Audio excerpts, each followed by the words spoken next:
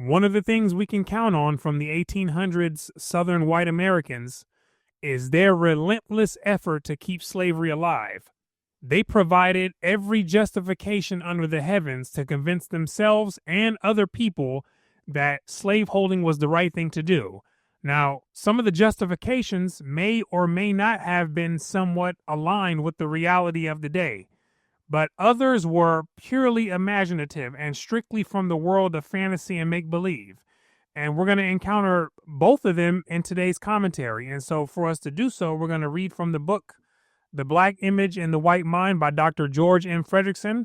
And let's turn to page 49, where he writes this.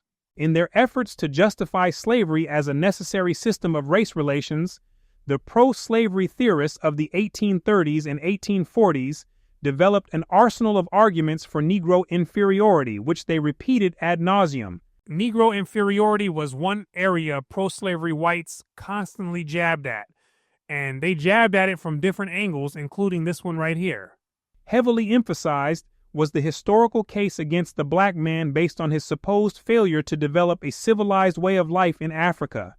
As portrayed in pro-slavery writings, Africa was and always had been the scene of unmitigated savagery, cannibalism, devil worship, and licentiousness.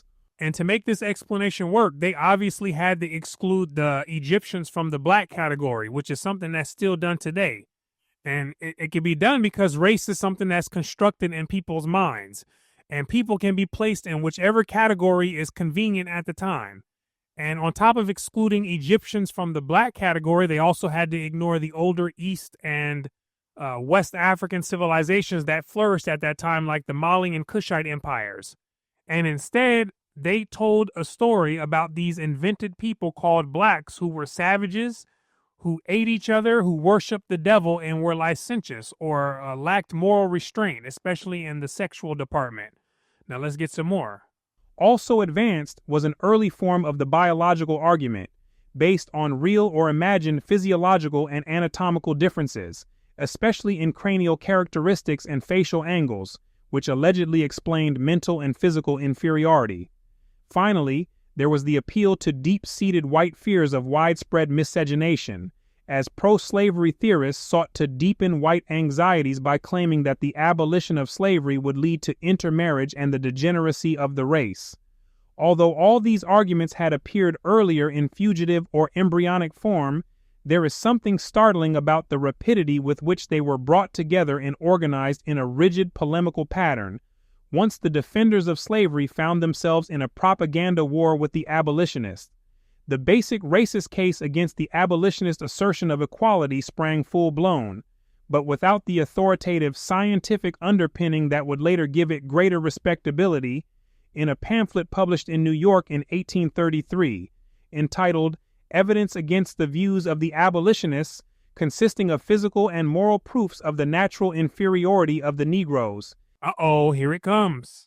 In this extraordinary document, a writer named Richard Colfax set forth in rudimentary form all the basic elements of the racist theory of Negro character.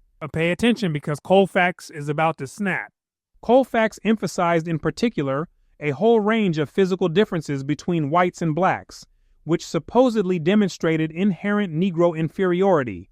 The Negro's facial angle, he contended, was almost to a level with that of the brute. The brute he's referring to are monkeys and apes. And of course, he's either deliberately making this up or he allowed himself to be lost in the world of fantasy. Now watch this. Hence, the acknowledged meanness of the Negro's intellect only coincides with the shape of his head. Meanness in this context implies insignificance or the smallness of the Negro's critical thinking ability. And this was believed to match the shape of their head, which I'm assuming was to likewise be just as small from his perception, right? Now let's get some more.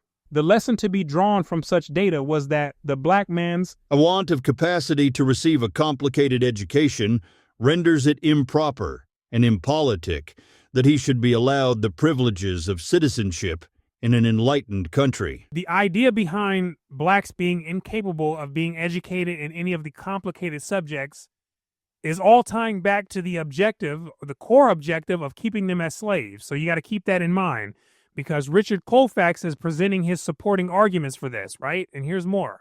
Since the Negroes, whether physically or morally considered, are so inferior as to resemble the brute creation as nearly as they do the white species, no alteration of their present social condition would be productive of the least benefit to them, inasmuch as no change of their nature can be expected to result therefrom. You hear that? He claimed that no matter what environment they're placed in, they're too much like the beast for any other condition to change their ways, right? And so basically he's claiming that they're like animals that cannot be domesticated and always maintain some type of wild instinct, right? And what is this leading back to again? Keeping them in the dungeon. Here we go. This unchangeability of the black character had been demonstrated historically, according to Colfax, because over a period of 3,000 or 4,000 years, Africans had had many opportunities to benefit from personal liberty and their proximity to refined nations, but they had never even attempted to raise themselves above their present equivocal station in the great zoological chain.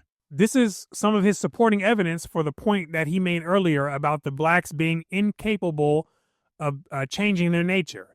And so he claims that no attempt is even made, even when they're placed right next to a refined or civilized nation, which obviously is according to European and white American standards at that time.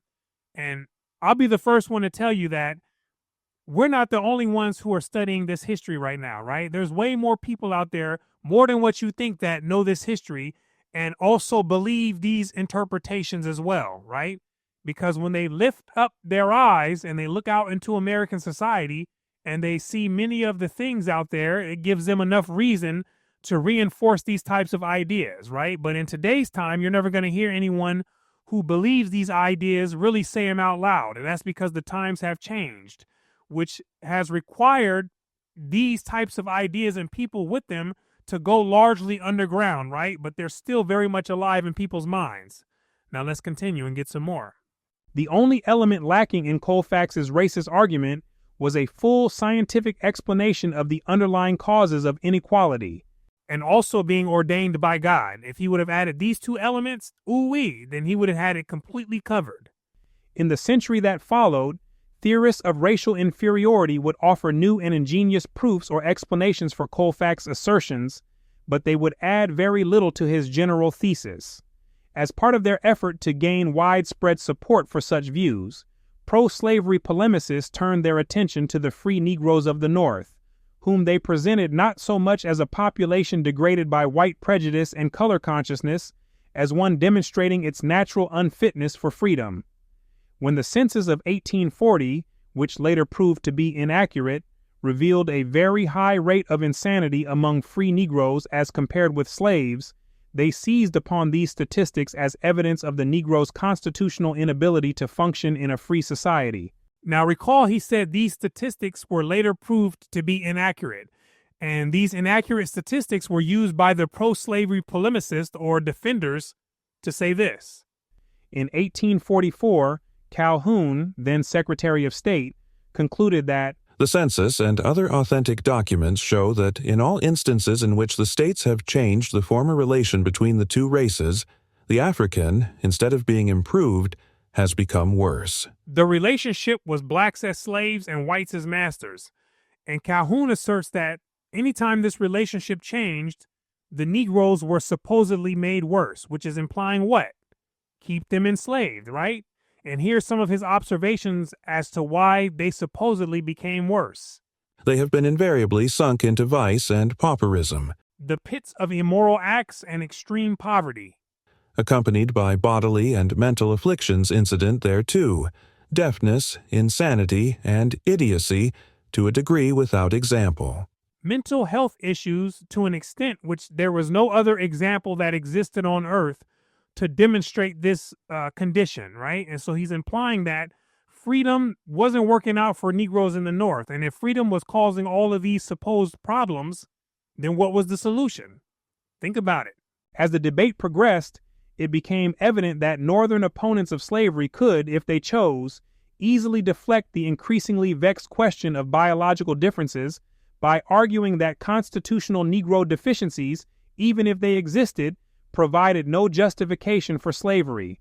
So even if the Negro was intellectually deficient, that doesn't mean people have the right to enslave them, which suggests intellectual ability and enslavement are two fundamentally different issues from his perspective, and one doesn't necessarily support the other. And so this was one way that white abolitionists challenged white pro-slavery writers. On the contrary, they would only make it more sinful, for what could be more unchristian than exploitation of the weak by the strong? Owen Lovejoy, an abolitionist congressman from Illinois and brother of the martyred editor Elijah P. Lovejoy, eloquently presented this point of view in 1860. We may concede it as a matter of fact that the Negro race is inferior, but does it follow, therefore, that it is right to enslave a man simply because he is inferior? This, to me, is a most abhorrent doctrine. It could place the weak everywhere at the mercy of the strong.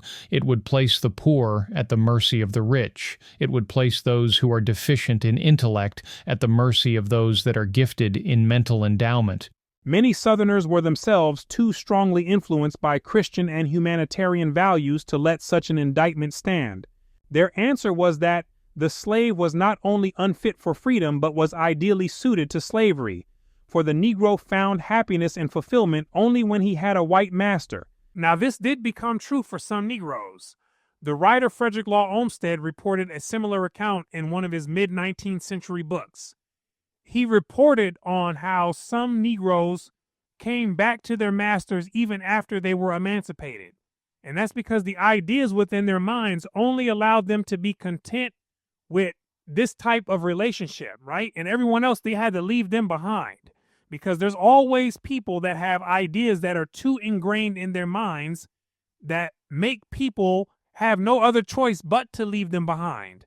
And throughout each phase of freedom, more and more people always have to be left behind, especially if they're people talking about they only find happiness and fulfillment when they have a white master. Now let's continue. As one writer put it, Negro slaves are the most cheerful and merry people we have among us. Far from the blacks being degraded, Southern apologists maintained that they were much better off in slavery than they had been in Africa. They had never been in Africa, so this was incorrect. Most of their ancestors had been in Africa, but not the blacks in America. They were from America. This is where the Negro and black consciousness developed. But for the sake of argument and the sake of understanding his position, let's follow his argument and assume that the blacks had been in Africa. Here we go. According to the South Carolina novelist William Gilmore Simms, the Negro came from a continent where he was a cannibal destined to eat his fellow or be eaten by him. Straight madness, which existed only in the world of imagination. Now, he's speaking as if people were walking around all throughout Africa and just eating on one another. And this type of nonsense goes back to the English ancestors of the whites, who absolutely enjoyed creating fairy tale accounts about the people on the African continent. So cannibalism, according to him, is what the people were destined for if they stayed in Africa. Here we go. Southern slavery brought him to a land in which he suffers no risk of life or limb other than that to which his owner is equally subjected, and had increased his health and strength, improved his physical symmetry and animal organization, elevated his mind and morals, and given him better and more certain food, better clothing, and more kind and valuable attendance when he is sick. It was no wonder, then, that he had developed a happy disposition. In promulgating the stereotype of the happy and contented bondsman, Southerners were doing more than simply putting out propaganda to counter the abolitionist image of the wretched slave. They were also seeking to put to rest their own nagging fears of slave rebellion. It was no accident that pro-slavery spokesmen in the Virginia legislature made much of the alleged contentment of the slaves, for the debate took place in the wake of the Nat Turner uprising of 1831, and servitude had come under attack as leading inevitably to black resistance. One of the pro-slavery members made it clear that the recent rebellion was a bizarre exception to the general pattern of master-slave relation line. Our slave population is not only a happy one, but it is a contented, peaceful, and harmless. During all this time, the last 60 years, we have had one insurrection. The image of black violence and retribution, drawn not only from Nat Turner but from memories of what had occurred in Santo Domingo, continued to haunt the Southern imagination. However, insurrection panics were frequent after 1830, and for men who supposedly ruled over a docile population, Southern slave owners were extraordinarily careful to maintain absolute control over their people and to quarantine them from any kind of outside influence that might inspire dissatisfaction with their condition. So now we've heard more accounts giving justification to keeping blacks in slavery. And some of these justifications were straight from La La Land, if we want to be completely honest. But it's also very important to understand these arguments and these points of view, because it is these types of ideas that shaped public perception, the consciousness, and the social order of the day. And it is these people, like we've seen today, who were major agents for certain ideas and who helped spread these type of ideas into the minds of other people in other parts of the society, right? And so all this helps us understand a little bit more on how things got the way they got today, right? And so we'll continue going over more on this in the up and coming commentaries as we continue to decolonize the mind and pull the consciousness out of the pit. And so right now, I want to thank you for watching all the way into the end. My name is Brooklyn St. Michael, and I'll see you in the free world.